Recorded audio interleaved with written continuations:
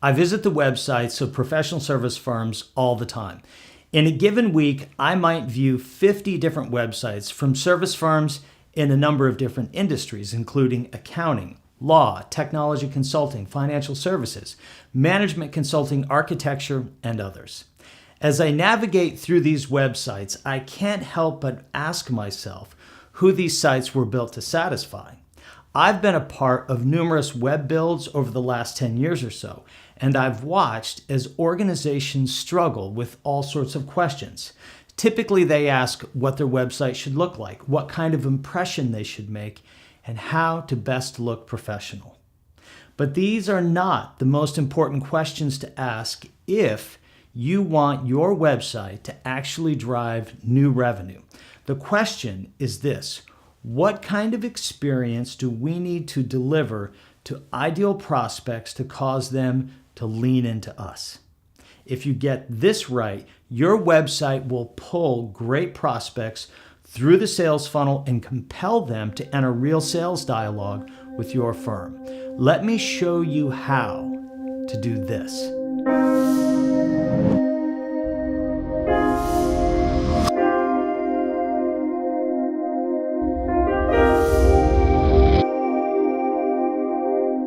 If you want your website to become a real driver of revenue and not just a pretty brochure, here are 5 strategies I recommend. Shift your mindset from brochure to heartbeat of the digital ecosystem.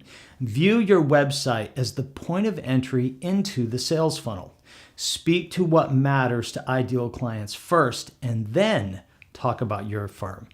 Use content marketing to pull ideal prospects through the sales funnel and deploy the ultimate digital marketing stack. Let's explore these a bit. When I ask service professionals what they want their website to do for them, the most common answer I hear is make us look good. Well, this answer stems from a flawed view of what websites are, how they work, and what you should expect from them. Let me explain what I mean. A lot of service professionals seem to believe that the experience of website users operates along these lines. A person finds out about a given service provider, often by way of referral, and wants to learn more. This person goes to the website and takes a look around. They click on a number of pages, and maybe they're impressed by what they see. They tick a box in their mind which says, okay, this firm is a player and I should consider them as a service provider. This person then calls the main number on the website or sends an email requesting a proposal. In this conception of how websites work, the mission of the website is to confirm assumptions that already exist in the mind of a prospect who is predisposed to say yes. A website in this model is essentially a brochure that causes someone to say, hey, I like this company and their people. They look professional, like winners. Well, this is absolutely the wrong way to view your website. And I say this for 2 primary reasons. First, the scenario I just described here is not at all how website users actually behave today. And 2, this mindset prevents you from making your website the center of your digital marketing ecosystem. If your website is simply a digital brochure, then your expectations are that users will peruse the site much the way they view magazines or newspapers, starting on page 1 and thumbing through to the end. Well, this is not at all how people use websites today. I know this because I look at the digital footprints of thousands of website users from service firm websites every single month. Instead, users jump all over the place. They click a link here, read a headline there, skim a page, read a full article, start a video but don't finish it, look at your people, and then maybe view a service or 2. If you haven't built your website to anticipate this kind of erratic activity, you're working on false assumptions. This is not, however, the biggest problem with brochure-based websites. For your website to drive revenue and new client acquisition, it needs to operate as the heartbeat of your digital ecosystem, the destination point to which you draw ideal prospects. You can pull these prospects to your website using a variety of strategies and content types from other parts of the digital ecosystem, including social media, other websites, email marketing, and other ways. Let me explain how this works. An ideal prospect sees an article on LinkedIn about a topic that really matters to them. They read the article and are impressed with the insights. They see an offer at the end of the article to get a free ebook. They click the link, go to the website, fill out a form, and download the ebook. They read the opening page or two and discover the author's name. Then they click back to the website and view the author's profile page. They go back to LinkedIn, search for the author, and send a connection request. Over the next few days, they read the ebook as time permits. This is how the digital ecosystem works today. People click from one digital property to another with the greatest of ease. They start and they stop. But if you're smart, you're making your website the destination point, the very center for all of your digital marketing. Why? Because you are in complete control of your website, and this allows you to shape the user experience to produce outcomes that matter to both of you. A visit to your website could be and should be the entry point into your sales funnel. Now, just to be clear, not everyone who visits your website will be an ideal prospect. Most websites get traffic from a variety of different users for different reasons. You could ignore those users who are not a great fit for your services. But for your website to drive revenue, you need to view it as the gateway for ideal prospects. This means that you are anticipating a journey you want to take them on that culminates in a signed proposal for your services. I believe this journey has 5 stages. Awareness, where prospects become aware of your brand, services, and content. Consideration, prospects sample your content to see how you can help them. Interest, prospects engage in serious dialogue, requesting a proposal.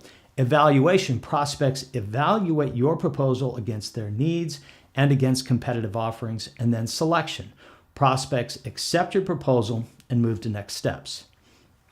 Of these 5 stages, your website facilitates awareness and consideration at the top. It is very common for prospects to never have visited a service provider's website before, to never have heard of them before, and to click through from other parts of the ecosystem. This happens on our website every single month and on our clients' websites too. This is what we call the ideal organic prospect. This type of prospect does not know about your firm before they started their inbound journey. They were not predisposed to say yes to you. They did not know your people, and they were not a referral. If you build the right kind of website, you can create a sales funnel that starts from the very minute the prospect clicks through. But to make this happen, you have to change what you talk about. When I visit the websites of most service firms, I see a pretty common set of options in primary navigation. See if this sounds familiar.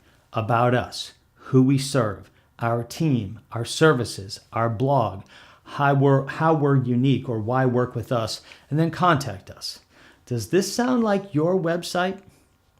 If it does, you're missing a major opportunity. Today's empowered service buyer wants to buy, not be sold. Let me say that again. Today's empowered service buyer wants to buy, not be sold. They see themselves as in control of the journey. If your website only talks about you, why you're great, and why prospects should pick you, then it's really not about them. That's backwards. Great client experiences shouldn't start once someone signs an agreement with you. Great client experiences can start the minute they visit your website. If you build a website that talks about what matters to ideal prospects, their goals, opportunities, and challenges, and then talks about you, you'll get much better results. A moment ago, I described the 5-stage sales funnel that we see today for service buyers. You can pull ideal prospects through this funnel by way of great content marketing. This can include articles, videos, reports, white papers, webinars, so much more. When you give prospects great ideas, they come to see you as a trusted advisor. I call this taking the presumptive trusted advisor stance, where you presume to be their advisor before they become your client. Look at it from the standpoint of a prospect for just a moment. Who would you rather choose? Someone who's never given you a good idea, but who you suspect might be a good fit?